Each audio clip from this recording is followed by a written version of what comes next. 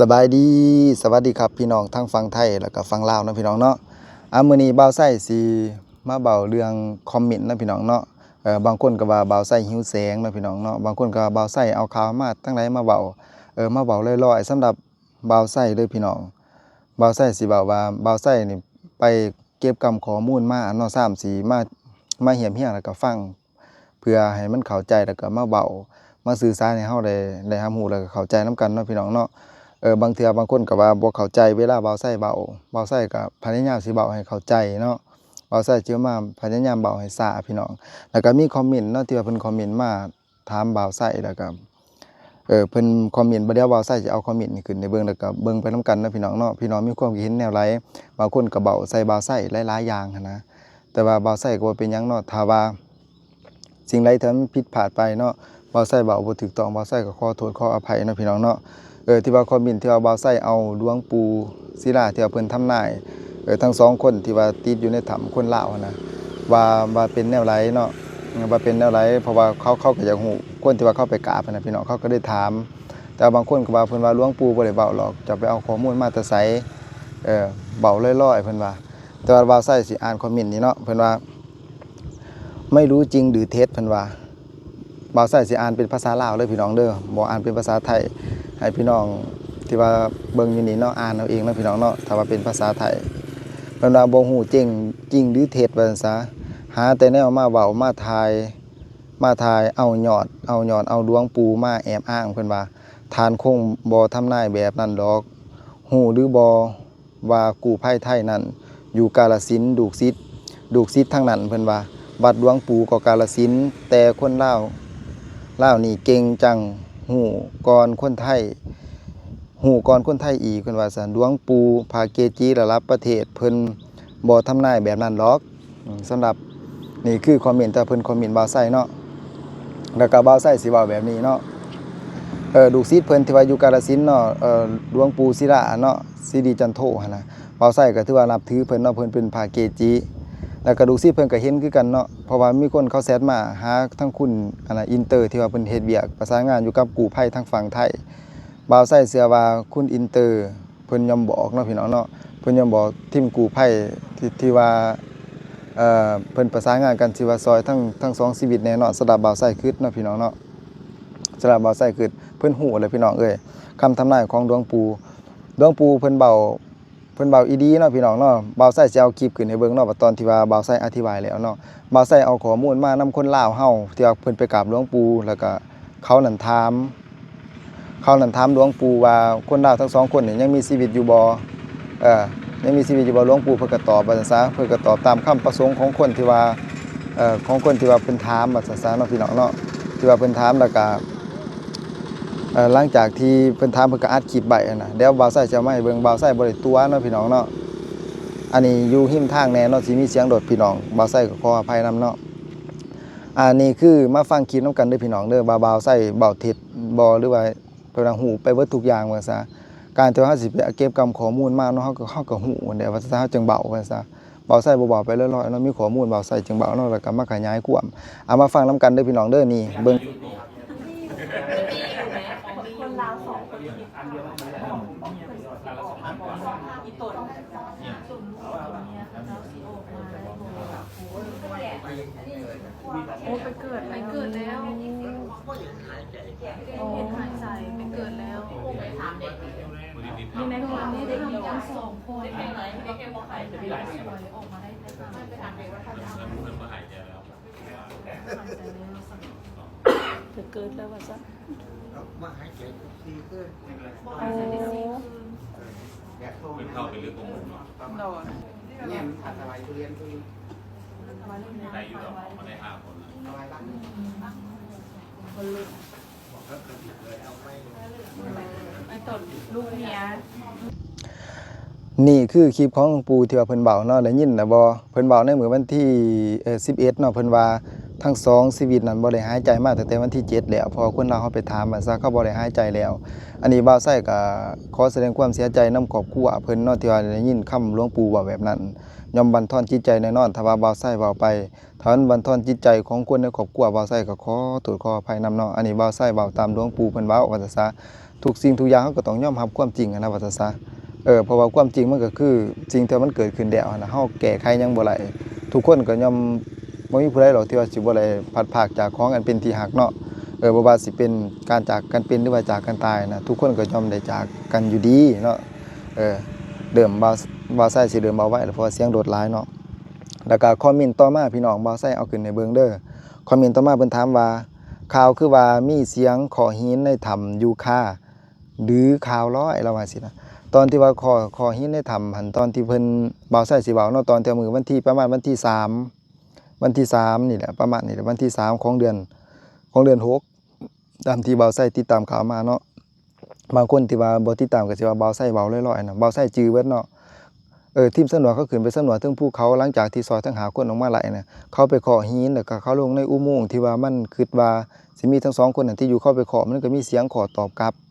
เสียงขอตอบกลับมันเป็นเสียงปริศนาบ่หรือว่าเสียงอีหยังหากแต่ว่ามันบ่แม่นเสียงที่ว่ามันสะท้อนจากเขาขอแต่มันเป็นเสียงที่ว่าคนอยู่ทางนั้นขอกลับขึ้นมาอันนี้เฮาก็ตอบบ่ได้ว่ามันเป็นเสียง2คนบ่ตามที่เพิ่นสันนิษฐานว่าตอนนั้นน่าสิเป็นเสียงของ2คนอาจจะเป็นเสียงของ2คนที่ว่าเขาขอตอบรับแต่ว่าสำหรับบ่าวไส้คืนนี่เนี่ยบางคนก็ว่าหลายคนก็ตีความหมายว่าบางครั้งอาจจะเป็นเสียงของเจ้าที่เจ้าทางเพิ่นขอบอกนะว่าซั่นซะบ่ให้เขามาอีกบางคนก็ว่าเสียงของบางบทขอบอกแต่ว่าสำหรับบ่าวไส้ขอให้มีปาฏิหาริย์ขอให้เป็นเสียงนั้นแต่ว่าเสียงขอหันตอนที่ว่าเขาสิเข้าไปซอยบัดนี้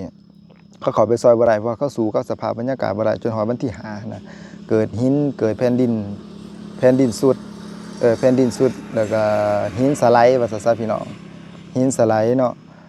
มันก็ซอยบ่ไหลบัดนี้เพิ่นก็เลยถอนกำลังออกมาเสียงขอแม่นเสียงขอตั้งแม่นได้ยินอีดีเนาะขอแต่วันที่3เดือน6เด้อพี่น้องเด้ออันนี้บ่แม่นข่าวลืออันนี้ข่าวจริงเพิ่นได้ยินอีดีเนาะแล้วก็มีอีกคอมเมนต์นึงเนาะแต่เป็นคอมเมนต์บ่าวไส้มาอีกเนาะเพิ่นว่านักข่าวปลอมหาแสงหูทุกเรื่องว่าซั่นอันนี้พี่น้องคือมีความคิดเห็นแนวไรว่าเพิ่นว่าบ่าวไส้เป็นนักข่าวปลอมเนาะหาแสงหูทุกเรื่องการที่ว่าเฮาสอกหูเฮาสอกหาเรื่องที่มาเว้าให้คนที่ว่าเขาบ่ทันหูจักเขาเลยหูก็เป็นประโยชน์ดีสำหรับบ่าวไส้นี่บ่ได้หาแสงหยังเนาะสำหรับบ่าวไส้นี่หูเบิดว่าซั่นซะแต่ว่าเรายังบ่ทันหูโตผู้ที่ว่าเราคอมเมนต์ว่าเราบ่หูโตเราเองแล้วว่าเราเว้าให้คนอื่นว่าซั่นซะโดยที่ว่าตัวเองบ่ได้เฮ็ดผลประโยชน์อีหยังแต่ว่าสำหรับบ่าวไส้ก็บ่ได้ว่าเนาะเพิ่นคอมเมนต์มาบ่าวไส้ก็กดใจให้บ่เป็นหยังที่ว่าเลยเขามาเบิ่งก็ถือว่าเพิ่นสิได้ประโยชน์อยู่หรอกสิ่งใดที่ว่ามันเป็นประโยชน์ก็เก็บไว้สิ่งใดที่บ่เป็นประโยชน์ก็ปล่อยทิ่มไปสำหรับบ่าวไส้มื้อนี้บ่าวไส้อยู่ทุ่งนาเนาะคิดว่ามันสิบ่มีเสียงรถแต่ว่าก็อยู่ไกลกับหนทางอยู่หรอกเสียงรถก็แล่นเนาะคนคอมเมนต์แบบนี้นี่บ่าวไส้อยากจับลูกน้องเด้อยากจับอยู่ลูกน้องให้มันเดี่ยวพี่น้องอยู่กับน้องเลิกเลยน้องนี่พี่น้องเพิ่นว่านักข่าวปลอมก็ไปเบิ่งเนาะพี่น้องเนาะส่องข่าวก็หลายส่องอยู่เนาะคนก็ลงข่าวนี่หลายคนบ่ว่าแต่บ่าวไส้ว่าซั่นซะหลายๆคนเขาก็ลงจะก็ไปเบิ่งส่องเขาส่องที่ว่ามันเป็นข่าวจริงว่าซั่นซะว่าคนที่เขาเว้าข่าวปลอมเพิ่นไปเชื่ออะไรพวกนี้ไปเชื่อเห็นบ่เขาว่าพบแล้วเลย7คนแนวนั้นแนวนี้นี่คือข่าวปลอมออกมาหลาย5คนพี่น้อง2คนนี่ออกมาบ่หลายนี่ข่าวปลอมตัวนี้ข่าวปลอมอีดีว่าซั่นซะแต่ว่าสำหรับพวกที่ว่าคอมเมนต์นี่พี่น้องก็บีแก้ใส่ว่าใส่สำหรับพวกที่ว่าคอมเมนต์นี่นะเพิ่นไปเบิ่งแนวนั้นนะฮะว่ามันดีสำหรับเพิ่นนะฮะว่าเป็นข่าวดีสำหรับเพิ่นนะแต่ว่านั้นบ่แม่นข่าวดีสำหรับบ่าวไส้เก็บกำข้อมูลมาอีดีว่าซะบ่าวไส้จึงมาเว้าเนาะบ่าวไส้จึงมาเว้าคันบ่มีข้อมูลความจริงบ่าวไส้ก็บ่เว้าว่าซั่นซะคำเว้าของบ่าวไส้อาจสิบ่เข้าใจแต่ว่าก็คอยพิจารณาไปนํกันเนาะพี่น้องพี่น้องมีความคิดเห็นแนวใดเนาะคอมเมนต์ได้เลยพี่น้องเด้อเขาเว้าแบบนี้บ่าวไส้ก็สิเฮ็ดต่อบ่หรือว่าแนวใดบ่าวไส้ก็ยังคิดอยู่ว่าซั่นซะสิเว้าข่าวต่อบ่แต่บ่าวไส้ก็พอศึกษามาแล้วเนาะจากเว้าบางคนเขาก็มีประโยชน์บางคนเขาก็คอมเมนต์หลายประโยชน์บ่แม่นมีแต่คนเดียวว่าซั่นซะหลายๆคนที่ว่าติดตามเฮาเขาก็ได้ประโยชน์แต่ว่าบ่าวไส้บ่ได้แค่ดอกคนจำนวนส่ำนี้ว่าซั่นซะเพิ่นอยากเบิ่งก็เบิ่งบ่อยากเบิ่งก็เดือนผ่านแต่ว่ามาคอมเมนต์ตัวนี้พี่น้องคอมเมนต์ที่ว่าเป็นจุดไฮไลท์บ่าวไส้เอาขึ้นให้เบิ่งเนาะพ่อใหญ่อันนี้เราคอมเมนต์บ่าวไส้ตลอดแต่ว่าเราหันเว้าบ่ม่วนดอกตอนที่ว่าบ่าวไส้ไปเว้าว่าเท้ามืดไปพ้อหัวกะโหลก2คนที่ว่าอยู่ในถ้ำน่ะเพิ่นคอมเมนต์มาจังซี่เพิ่นว่าถ้าเจอหัวกะโหลกในถ้ำให้เสียกกล้วยเพิ่นว่าจังซี่แหละให้เสือกกล้วยนะพี่น้องอ่านเอาเองเด้อให้เสียกกล้วยฟาดใส่หัวกะโหลก10ทีแล้วมัน แล้วมันกลายเป็นทองคำเพิ่นว่าแล้วมันสิกลายเป็นทองคำว่าซะทันทีถ้าอยากด้วยให้ทำตามนี่ครับลูกหลานเอ้ยพ่อใหญ่ระว่าจังซี่นะแล้วก็คอมเมนต์มาแนวนี้เลยพี่น้องหลายคลิปแล้วคอมเมนต์เบาไส้เบาเรื่องคุ้ยเสือคุ้ยว่าซะแล้วเรามักเบาเรื่องเสือคุ้ยพี่น้องเราสิมาคอมเมนต์มาแบบนี้เนาะพ่อใหญ่นี่เนาะแต่เราก็อาจสิติดตลกแนวนั้นนึงเบิ่งตาหนาเราที่พี่น้อง แล้วก็สร้างคอมเมนต์มาแนวนี้นะฮะเพิ่นว่าหัวกระดูกสิกลายเป็นทองคำทันทีเพิ่นว่าคันมันกลายเป็นทองคำคือเพิ่นว่าก็แม่นติเนาะใครติเนาะยันบ่เป็นทองคำที่ยันสินักหนาเข้าไปอีกจังติ มีแต่ว่าเอาให้พ่อใหญ่เสือกล้วยเนาะเสือกล้วยพ่อใหญ่เด้อเอาเสือกล้วยพ่อใหญ่ไปฝากเด้อพ่อใหญ่เด้อคือพ่อใหญ่เห็นเด้อสำหรับบ่าวไส้สิบอกแบบนั้นเนาะ สร้างคอมเมนต์มาแล้วพี่น้องเอ้ยบ่าวไส้ก็อ่านเบิดทุกคอมเมนต์แล้วก็กดใจให้เพิ่นเนาะพี่น้องเนาะกดใจให้ทุกๆคอมเมนต์แล้วก็สำหรับสุดท้ายนี่เนาะผู้ใดที่ว่าติดตามบ่าวไส้เนาะมีความคิดเห็นแบบไรเนาะพี่น้องคอมเมนต์ไรเลยพี่น้องเด้อคอมเมนต์ไรบ่าวไส้อ่านทุกคอมเมนต์กดใจให้ทุกคอมเมนต์เนาะแนวไรบ่ดีแนวไรบ่งามบ่าวไส้เอาไปปรับปรุงแล้วก็ไปแก้ไขเนาะพี่น้องเนาะถ้าว่าบ่าวไส้เว้าผิดพลาดไปเนาะถ้าว่าความหูยังบ่ทันหลายเว้าไปประสบการณ์ยังน้อยอยู่บ่าวไส้ขอโทษขออภัยเนาะโดยเฉพาะบางเทื่ออาจเฮ็ดบั่นทอนจิตใจของครอบครัวเขาแต่ว่าบ่าวไส้ก็เว้าเพื่อให้เฮาได้ฮู้บางคนอาจสิบ่ฮู้นะบางคนอาจสิบ่ฮู้จักแต่บ่าวไส้เว้าไปบางคนเขาก็ฮู้บางคนเขาก็จักคือ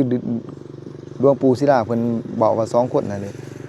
หลายคนที่ว่าบ่จักก็มีหลายพี่น้องที่ว่าติดตามบ่าวไส้แต่เมื่อได้ยินบ่าวไส้เว้าไปเขาก็ฮู้แม่นบ่ล่ะเพราะบ่าวไส้ก็ไปเก็บกำข้อมูลมาเวลาบางบ่าวไส้ก็ไปค้นหาข้อมูลมาเพื่อว่าสิมาแนะนำมาบอกเฮาให้เฮาได้รับรู้ว่าชีวิตทั้ง2คนตอนนี้เป็นจังไดน่ะพี่น้องอันนี้คือบ่าวไส้อยากสื่อให้ทุกคนได้รับรู้แล้วก็เลยเข้าใจและฟังแบบนี้บ่าวไส้จนลงทุนมาเว้าอยู่นอกพี่น้องเพื่อว่าบ่ให้มีเสียงรบกวนแล้วก็อยู่ทุ่งนาว่าซั่นแต่ว่านี่ก็ยังมีเสียงรบกวนรถก็แล่นอยู่ใกล้ๆกับหนทางพี่น้องอยู่ไกลกับหนทางบ่าวไส้สิให้เบิ่งเนาะบรรยากาศทุ่งนานี่บรรยากาศทุ่งนานี่รถแล่นนี่บ่รถยังแล่นอยู่เลยพี่น้องเขาหน้าเขากำลังสีเขียวพี่น้องอยู่บ้านเนาะพี่น้องเนาะอยู่บ้านบ่าวไส้เนาะบ่าวไส้สิจบคลิปเพียงเท่านี้ขอบใจหลายๆพี่น้องที่ว่าเขามารับชมคลิปบ่าวไส้เนาะ